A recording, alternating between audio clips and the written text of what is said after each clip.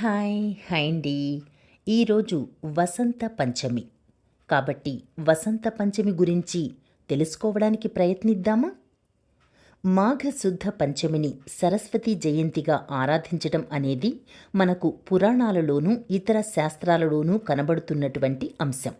ఈ మాఘశుద్ధ పంచమికే వసంత పంచమి అనే వ్యవహారం ఉంది. నిజానికి వసంత ఋతువు చైత్రమాసంలో వస్తుంది. కానీ శాస్త్రరీత్యా దీనికి శ్రీ పంచమి అనే పేరు ప్రసిద్ధిగా కనిపిస్తుంది.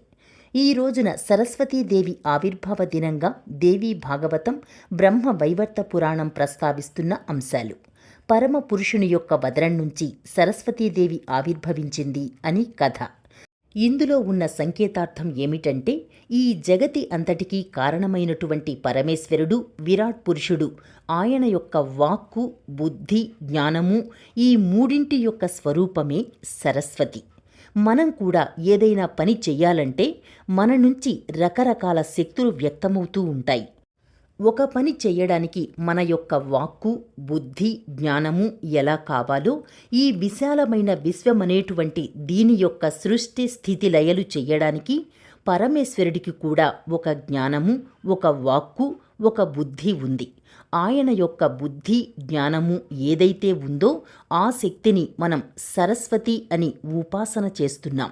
ఆ సరస్వతి ఈనాడు విరాట్ పురుషుని నుంచి ఆవిర్భవించింది అని మనకు శాస్త్రం చెప్తున్న వాక్యం. అందుకే ఈ రోజున సరస్వతీదేవి ఆరాధన అత్యంత ప్రశస్తిగా ఉంది. కేవలం భూలోక మానవులు మాత్రమే కాకుండా దేవలోకంలో వారు కూడా ఈరోజు సరస్వతీదేవిని ఆరాధిస్తారు అని దేవీ భాగవతం చెప్తోంది.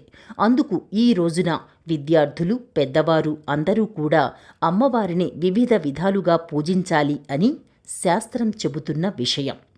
లోకా సమస్తా సుఖినో భవంతు. శుభమస్తు.